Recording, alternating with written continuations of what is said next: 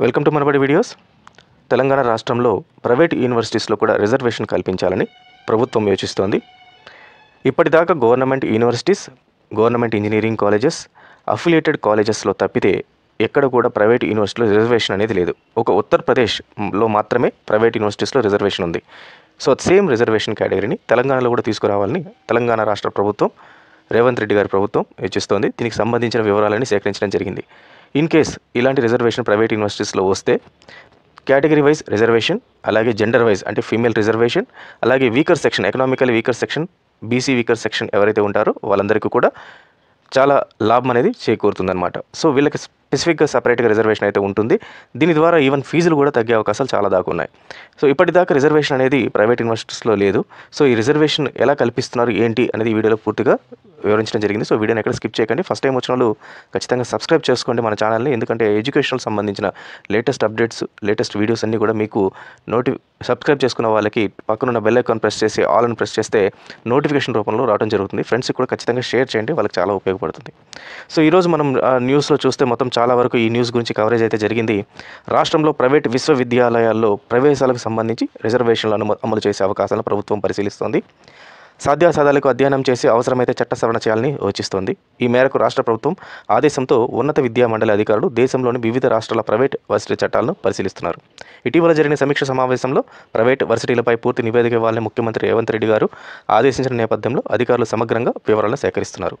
అయితే మన రాష్ట్రంలో ప్రైవేట్ యూనివర్సిటీస్ ఏవేవి ఉన్నాయి? ముఖ్యంగా తెలంగాణలో చూస్తే రాష్ట్రంలో 2020-21 విద్యా సంవత్సరంలో తొలిసారిగా Anurag university, Mallareddy university, SR university, Woxsen university, Mahendra యూనివర్సిటీకి ప్రభుత్వం అనుమతి ఇవ్వడం జరిగింది.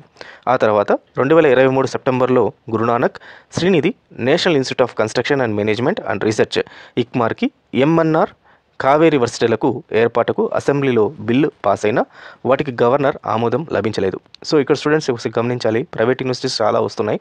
దీంట్లో చాలా వరకు యూనివర్సిటీస్ వితౌట్ గవర్నమెంట్ పర్మిషన్ వాళ్ళు స్టార్ట్ చేయడం జరిగింది. సో ఇలా స్టార్ట్ చేయడం వల్ల ఏమవుతుందంటే స్టూడెంట్స్ తెలియక ఆ యూనివర్సిటీలో జాయిన్ అవ్వటం వల్ల వాళ్ళకి పర్మిషన్ లేకపోవటం వల్ల యూనివర్సిటీ కండక్ట్ చేసే ఏ ఎగ్జామ్స్ కూడా వాళ్ళు అర్హులు కాదు, వాళ్ళు ఇచ్చే డిగ్రీ కూడా అర్హులు కాదు.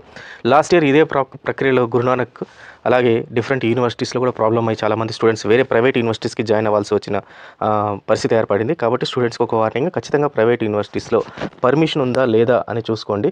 సో ప్రైవేట్ యూనివర్సిటీలో పర్మిషన్ ఉన్న అటానమస్ కానీ డీమ్డ్ యూనివర్సిటీస్ గురించి కూడా మనం ఈ వీడియోస్లో డిస్కస్ చేస్తాం. కాబట్టి ఖచ్చితంగా మన ఛానల్ని అయితే ఫాలో అవుతూ ఉండండి.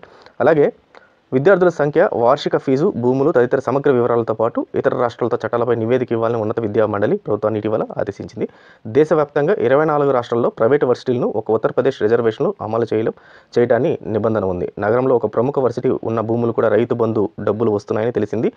దానికి తోడు వర్సిటీ భూముల్లో కబ్జా, వివాదాస్పద స్థలాలు ఉన్నాయని కూడా ఆరా తీస్తున్నారు.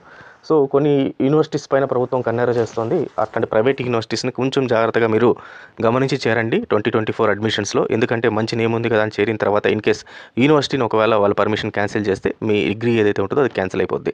కాబట్టి కాస్త జాగ్రత్త పడండి, కొంచెం ఆలోచించి అడ్మిషన్ అయితే తీసుకోండి.